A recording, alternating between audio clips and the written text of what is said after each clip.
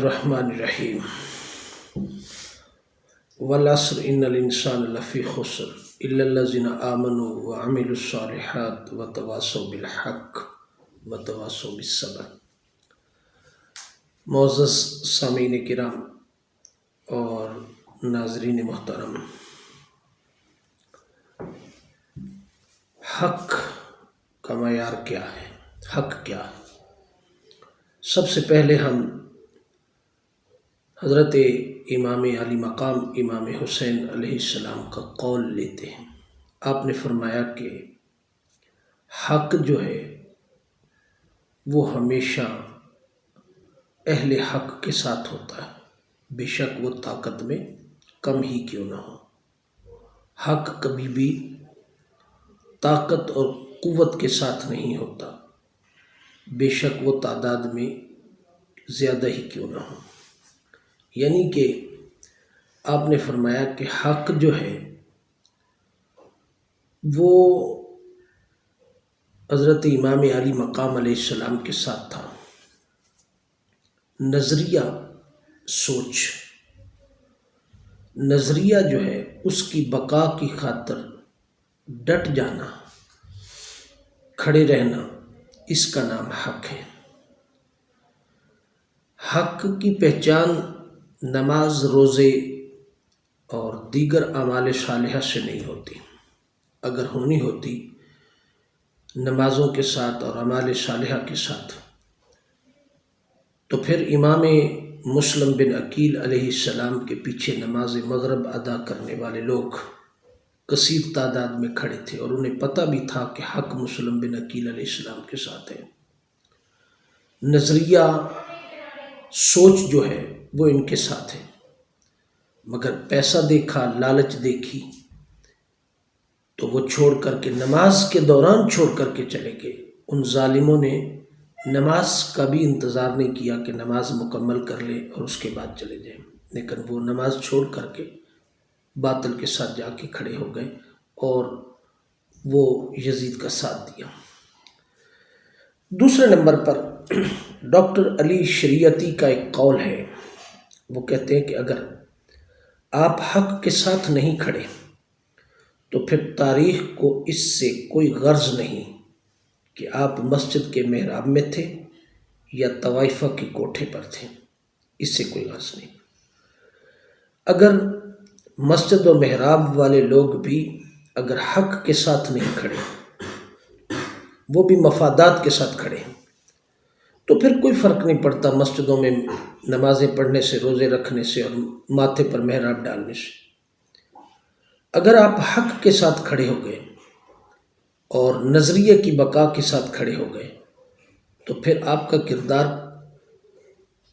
دیگر اعمال صالحہ کمزور بھی ہوں گے، تو آپ حق کے ساتھ کھڑے ہیں تو اللہ پاک آپ کی مدد و نصرت نازل کر دے گا۔ سوال یہ پیدا ہوتا ہے، یہ بات سورہ العصر میں بھی ارشاد فرمائی کہ وَتَوَاصَوْا بِالْحَقِّ، حق کے ساتھ کھڑے ہونا۔ امام علی مقام علیہ السلام کا کردار اگر ہم دیکھیں تو یزید کے ساتھ کیوں ڈٹ کر کے کھڑے ہو گئے؟ کیا وجہ تھی؟ آپ نے صرف اس کے منہ پر اس کو باطل کہا، فاسق و فاجر کہا کہ تم اقتدار کے قابل نہیں ہو، امت مسلمہ کی اقتدار کے تم اہل نہیں ہو، تمہارا کردار مشکوک ہے، تو میں تمہیں ووٹ نہیں دے سکتا۔ تو اس کا جواب تھا کہ طاقت میرے پاس ہے، قوت میرے پاس ہے۔ تو آپ نے فرمایا طاقت میرے پاس ہے، بے شک ہم تعداد میں کم ہیں، مگر حق اور طاقت ہمارے پاس ہے۔ تو لہٰذا آپ نے اس کے کردار کی وجہ سے، وہاں کیا تھا؟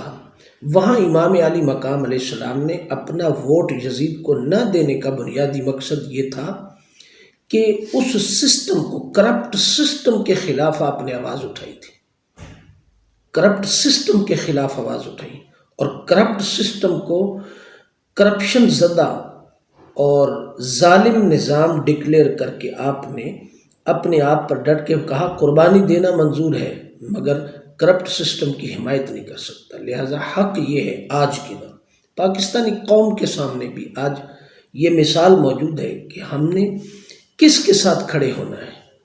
ہم نے شخصیات کو نہیں دیکھنا، ہم نے پولیٹیکل پارٹیوں کو نہیں دیکھنا، ہم نے اس نظام کو دیکھنا ہے جس نظام نے یہ پولیٹیکل پارٹیاں پالی ہیں۔ اور آج آپ کے سامنے ہے 8 فروری کے الیکشن کے بعد کتنے دن گزر گئے ہیں اور آج تک الیکشن کے نتائج نہیں سامنے آئے، اور آج کیا ہے، پھر وہی لوگ اپنے مفادات کی خاطر دوبارہ پھر اس سسٹم کو، جو سسٹم ان کو پرموٹ کرتا ہے، اس سسٹم کو بچانے کے لیے آج دوبارہ پھر اکٹھے ہو گئے، آج دوبارہ پھر وہ اکٹھے ہو گئے، اور انہوں نے اس سسٹم کو بچانا ہے۔ لہٰذا وہ جو سسٹم ہے وہ ظالم ہے، وہ سسٹم امیر کو امیر تر کرتا ہے اور غریب کو غریب تر کرتا ہے، وہ سسٹم کرپٹ بذات خود ہے، اس سسٹم کے سانچے کے اندر جو بھی آتا ہے وہ کرپٹ ہوتا چلا جاتا ہے۔ لہٰذا آج شخصیات کا یہاں کوئی کردار نہیں، یہاں اس سسٹم کا کردار ہے جو سسٹم کچھ ڈلیوری نہیں کرتا۔ لہٰذا جب تک ہم انتخابات نہیں، جب تک ہم اس سسٹم کے خلاف کھڑے نہیں ہوں گے، اس وقت تک ہم حق کے ساتھ نہیں کھڑے۔ حق کی مثال سب سے بڑی کربلا سے بڑی کوئی مثال نہیں، امام علی مقام علیہ السلام سے بڑی کوئی مثال نہیں۔ لہٰذا وتواصوا بالحق کا تقاضا یہ ہے کہ اے پاکستانی قوم، آج ہم اس نظام کے خلاف بغاوت کے لیے کھڑے ہوں جو نظام ہمارے حق کو تلف کرتا ہے اور ہمارا حق بھی ہمیں اپنا نہیں دیتا۔ لہٰذا آج حق کے ساتھ اگر ہم نماز پڑھ کے، روزہ رکھ کے، حج کر کے، زکوٰۃ دے کے، اعمال صالحہ کر کے ہم دوبارہ پھر اس کرپٹ سسٹم کے ساتھ کھڑے ہیں، تو سسٹم جب تک ہم نہیں بدلیں گے اس وقت تک ہمارے مقدر کا سودا ہوتا رہے گا اور ہم اپنے مقدر کے ساتھ کھیلتے رہیں گے۔ بقا اسی میں ہے، اور جب تک جس وقت بھی اٹھے، آج نہیں، کل نہیں، پرسوں نہیں، سال بعد، 6 ماہ بعد، جب بھی ہم اٹھے، ہم جب نظام کے خلاف آواز اٹھائیں گے تو پاکستانی قوم کی بقا ہوگی۔ اللہ پاک ہمیں اس حق کو سمجھنے کی توفیق عطا فرمائے۔ بہت شکریہ۔ السلام علیکم ورحمۃ اللہ وبرکاتہ۔